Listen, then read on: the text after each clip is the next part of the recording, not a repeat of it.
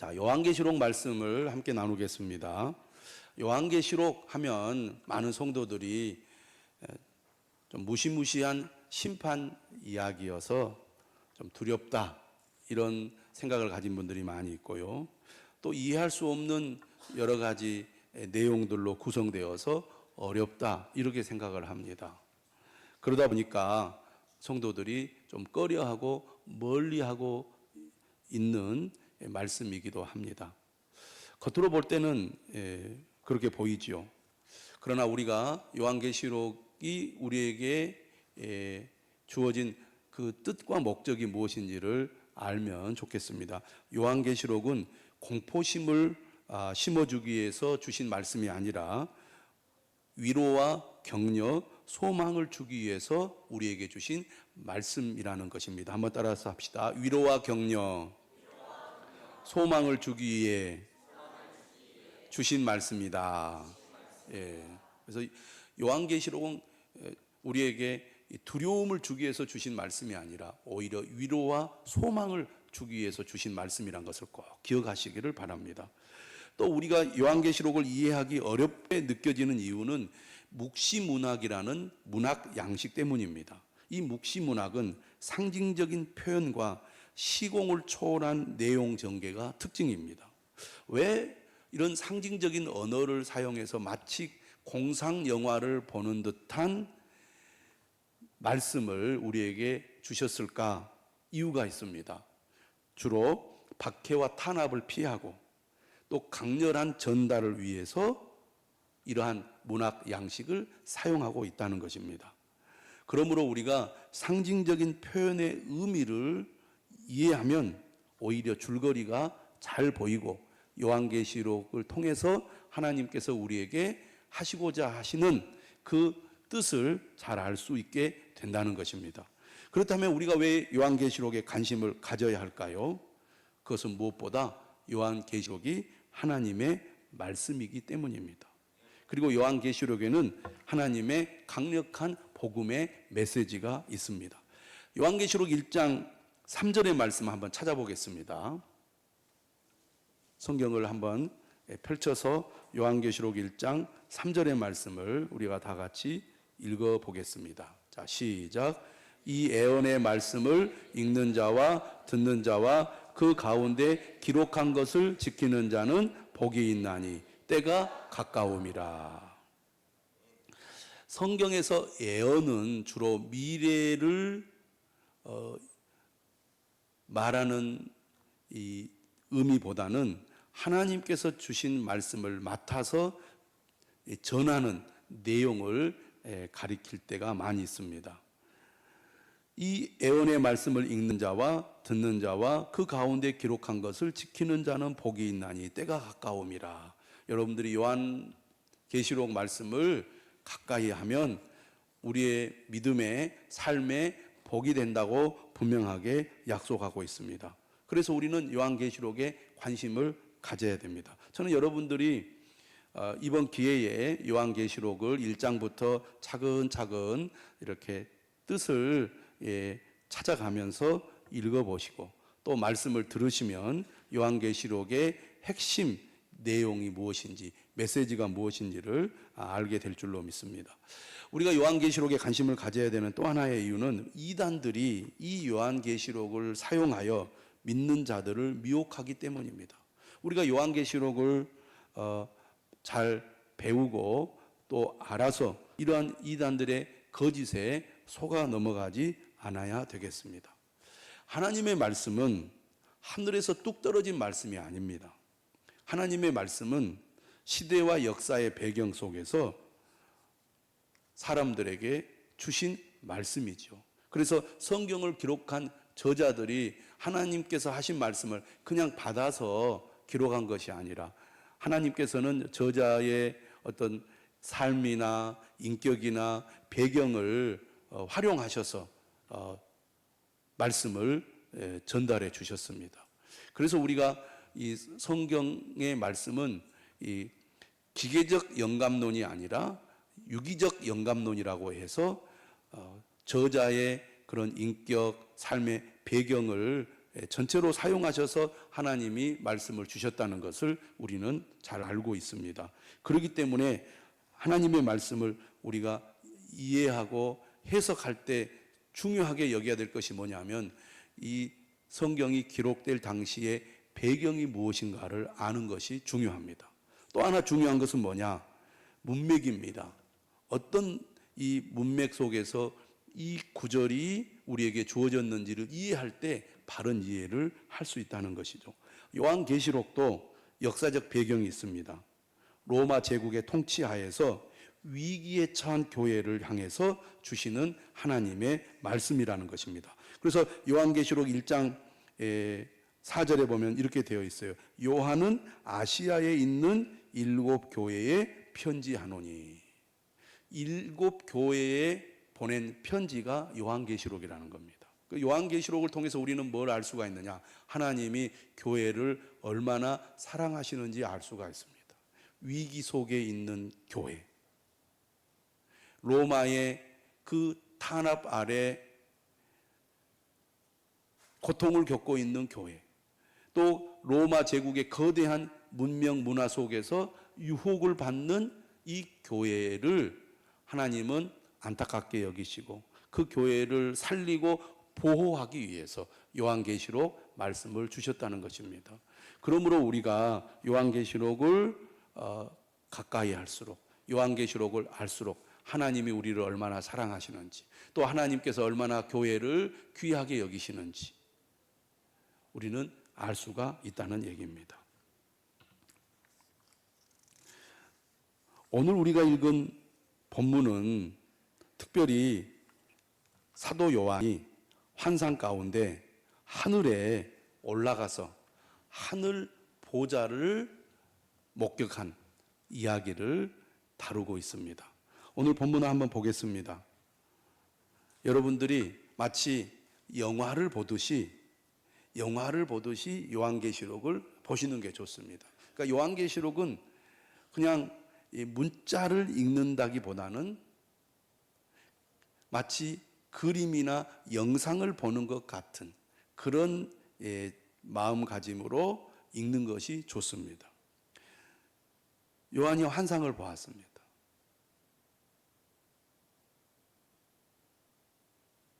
어떤 환상을 보았느냐? 오늘 보니까 하늘에 열린 문이 있는 걸 보았어요. 그 열린 문을 보았을 때 하늘에서 음성이 들립니다. 어떤 음성이 들립니까? 이리로 올라오라.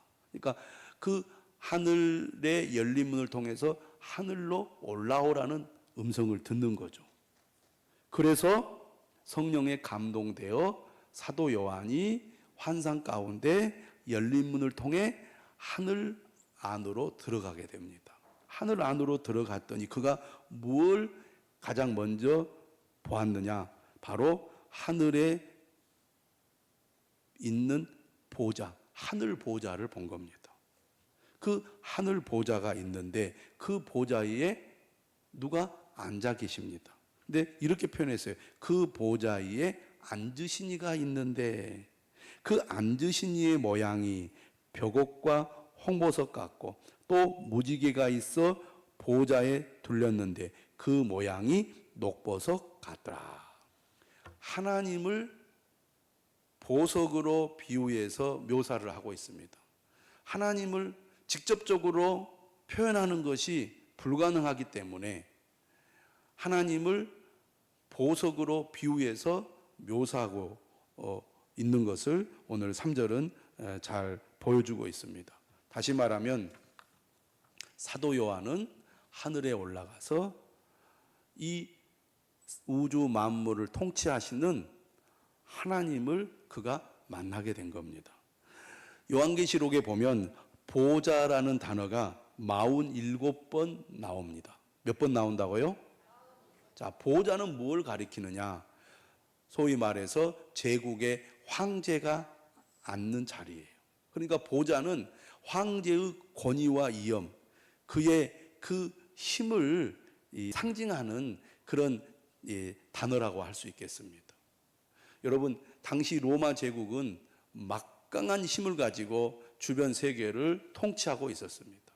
그리고 수많은 나라들이 이 로마 황제에 복종하여 로마 황제의 명을 따라 그들이 그들에게 맡겨진 지역을 통치를 하고 있었거든요. 이런 로마 황제의 그 권력이 얼마나 막강하겠습니까? 여러분, 지금 우리가 사는 이 시대에도 미국의 대통령이 무지막지한 힘을 발휘해서 전 세계 사람들을 엄청 곤란하게 만들고 있습니다. 전 세계 사람들이 쩔쩔매고 있어요. 그러나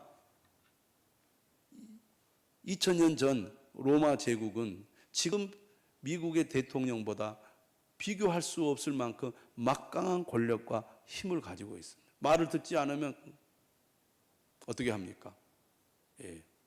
죽이고 다 없애버리는 거죠. 여러분, 예수님께서 주 30년경에 죽으시고 부활하셔서 승천하셨습니다. 예루살렘의 멸망에 대해서 예수님이 예언했죠. 예수님이 예언한 지 약 40년 만인 주후 70년경에 예루살렘 성은 파괴되고 예루살렘의 성전도 완전히 다 돌 위에 돌 하나 남지 않고 다 무너뜨려 버렸습니다. 로마 제국이 그런 나라예요. 말을 듣지 않고 저항하는 이 사람들을 완전히 다 말살시켜버리는 그런 무지막지한 힘을 가지고 있습니다. 그런 로마 제국에 대항할 수 있는 사람이 누가 있겠습니까? 나라의 왕들도 로마에게 감히 대항하지 못하는데 힘없는 교회가, 성도들이 어떻게 로마 황제와 싸울 수 있겠습니까?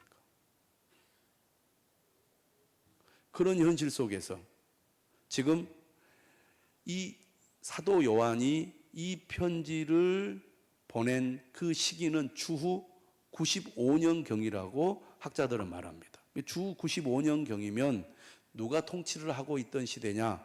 바로 도미티안 황제가 통치하던 시대입니다. 도미티안 황제는 이렇게 사람들에게 요구했습니다. 내가 살아있는 신이다. 내가 하나님이다.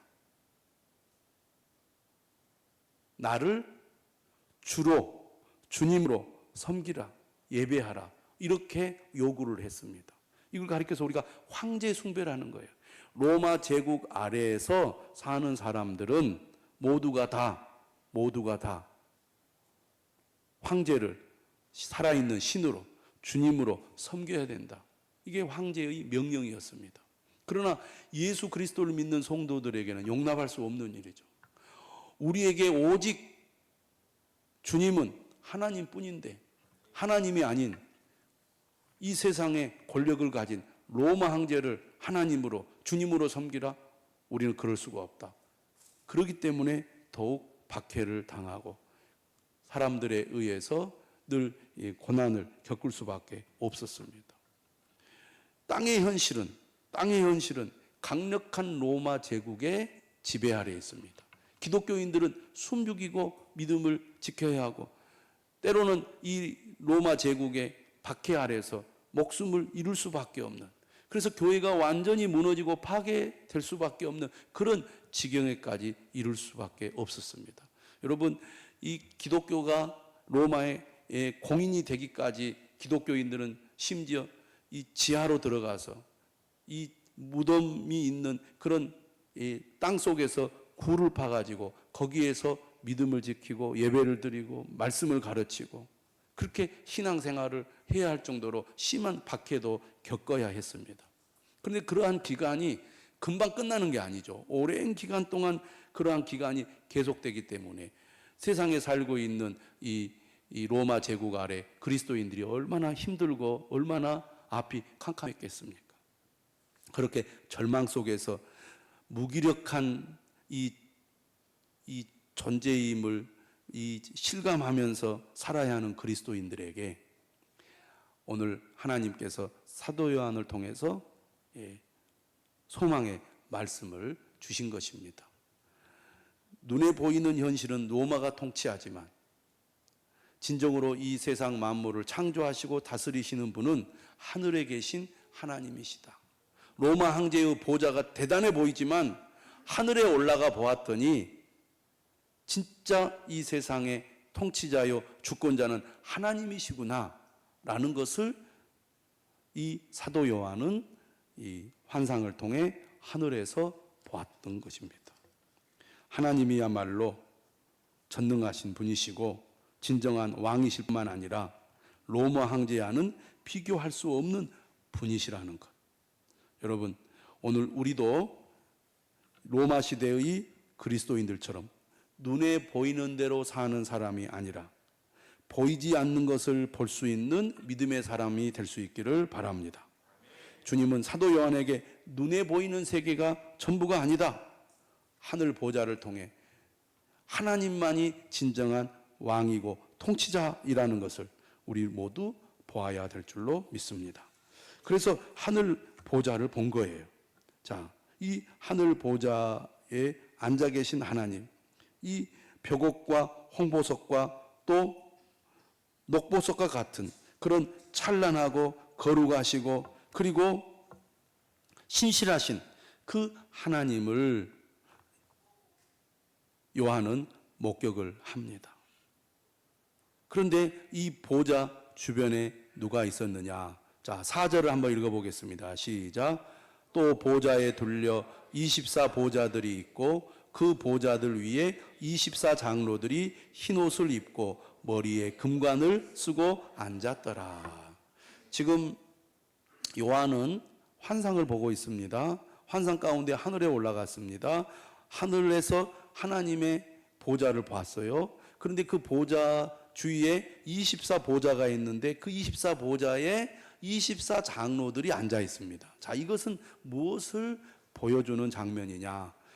자, 요한계시록은 상징적인 언어를 주로 많이 사용하고 있다고 말씀드렸는데 그 중에 중요한 특징이 뭐냐면 바로 숫자입니다.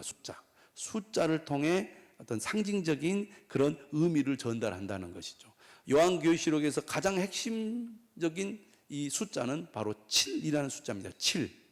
7은 완전하다, 그리고 충만하다 이런 뜻을 가지고 있습니다. 근데 오늘 본문에 나오는 지금 장로들은 24명의 장로입니다. 24명의 장로. 장로는 대표하는 사람들이죠. 그럼 24라는 숫자는 무엇을 가리키느냐? 요한계시록을 우리가 통해서 알 수 있는 것은 바로 12 더하기 12가 바로 24라는 것입니다.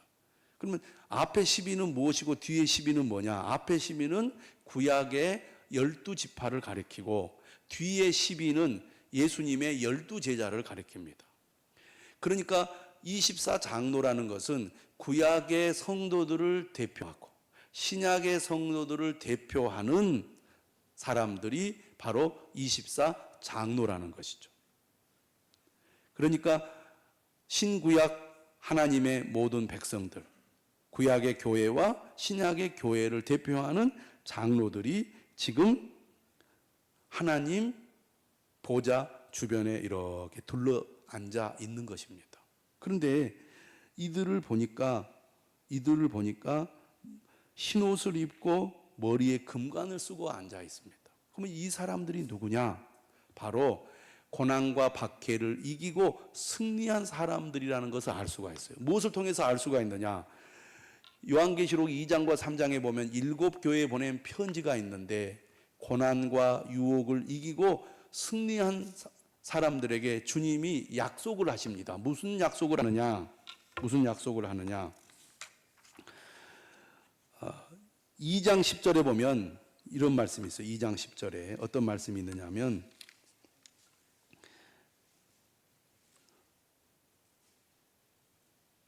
내가 죽도록 충성하라. 그리하면 내가 생명의 관을 내게 주리라.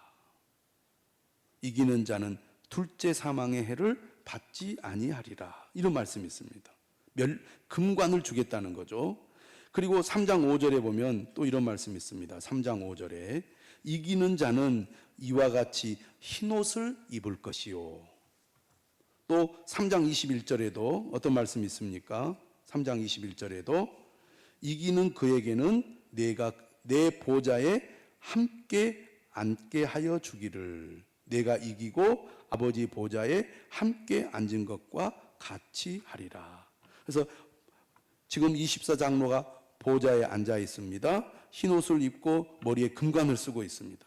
이 사람들은 바로 이 고난과 박해를 견뎌내고 끝까지 믿음을 지킨 사람들이라는 것을 알 수가 있어요. 그러니까 사도 요한은 환상을 통해 끝까지 믿음을 지킨 성도들이 하나님 보좌 앞에 서게 될 것을 지금 환상을 통해 보게 된 것입니다. 그러니까 미래에 이루어질 일을 지금 환상을 통해 보게 된 것이죠. 어떤 어려움이 있어도, 어떤 고난이 있어도, 어떤 유혹이 있어도 끝까지 믿음을 지키고 주님을 섬겨야 되겠구나라는 것을 이 요한은 보게 된 것입니다. 자, 그리고 무엇을 또 보았느냐? 6절에 보니까 보좌 가운데와 보좌 주위에 네 생물이 있습니다. 이 네 생물이 어떤 모양을 하고 있느냐? 7절을 한번 같이 읽어볼까요? 시작. 그 첫째 생물은 사자 같고, 그 둘째 생물은 송아지 같고, 그 셋째 생물은 얼굴이 사람 같고, 그 넷째 생물은 날아가는 독수리 같은데. 지금 그 모양은 어디에 나와 있냐면 에스겔서에 나와 있습니다. 그러니까 지금 사도 요한의 이러한 환상은 사실 구약의 예언서에 이미 등장하고 또 소개가 되고 있습니다. 그런데 이러한 장면을 지금 사도 요한이 환상 가운데 보게 되는데, 여기서 사자 같은 생물, 송아지 같은 생물, 사람의 얼굴 모양을 한 생물, 그리고 독수리 같은 생물은 누구를 가리키느냐? 구약의 에스겔서나 이사야에서 보여주는 이러한 생물들은 하나님의 천사, 스랍들을 주로 가리켰습니다. 그런데 여기서 나오는 네 생물은 누구를 가리키냐면 하나님께서 창조하신 이 피조물의 대표들이라는 것을 알 수가 있어요. 피조물의 대표. 그래서 짐승의 대표, 가축의 대표, 그리고 인간, 그리고 이 날아다니는 새들의 대표 모양을 하고 있다는 것입니다. 그러니까 하나님께서 창조하신 피조물들을 대표하는 존재가 네 생물인 거죠. 그럼 이 네 생물이 지금 하나님 앞에서 뭘 하고 있느냐? 8절에 나와 있습니다. 네 생물은 각각 6 날개를 가졌고 그 안과 주위에는 눈들이 가득하더라. 이 네 생물이 뭘 하고 있냐면 밤낮 쉬지 않고 이렇게 외칩니다. 거룩하다, 거룩하다, 거룩하다. 주 하나님 곧 전능하신 이여, 전에도 계셨고 이제도 계시고 장차 오실 이시라. 다시 말하면 하나님을 경배하고 찬양하는 노래를 이 네 생물이 부르고 있다는 것입니다. 다시 말하면 하늘 보좌에서 하나님 앞에 서 있는 이 네 생물들이 하나님을 향하여 예배를 드리고 있습니다. 그 예배를 드리는 장면을 지금 사도 요한이 목격하고 있는 것입니다. 9절에도 말하죠. 그 생물들이 보좌에 앉으사 세세토록 살아계시는 이에게 영광과 존귀와 감사를 돌릴 때에. 10절 또 읽어보겠습니다. 시작. 24장로들이 보좌에 앉으신 이 앞에 엎드려 세세토록 살아계시는 이에게 경배하고 자기의 간을 보좌 앞에 드리며 이르되. 11절까지 읽겠습니다. 우리 주 하나님이여 영광과 존귀와 권능을 받으시는 것이 합당하오니 주께서 만물을 지으신지라. 만물이 주의 뜻대로 있었고 또 또 지으심을 받았나이다 하더라. 내 생물, 피조물들의 대표가 하나님을 찬양하고 경배할 뿐만 아니라 하나님의 백성들의 대표인 24 장로들이 또 하나님을 찬양하고 경배하면서 예배를 드리고 있습니다. 이것이 요한이 하늘에 올라가서 목격한 장면입니다. 그러면 이 장면을 통해서 요한은 무엇을 얘기하려고 지금 하고 있습니까? 우리가 진정으로 믿고 섬겨야 할 분은 로마 황제가 아니라 바로 하나님이시다. 오직 우리는 하나님만을 믿고 섬기며 하나님만을 경배하며 하나님만을 찬양하겠습니다. 이것을 사실은 보여주는 것입니다.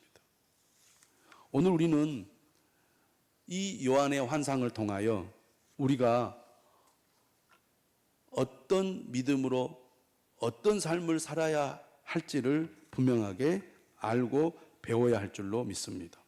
이 내용을 살펴보면 결국 이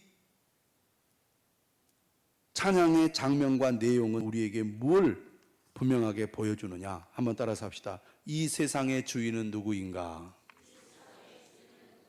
이 세상의 주인은 누구입니까? 이 세상의 주인은 누구입니까? 하나님이시죠. 예.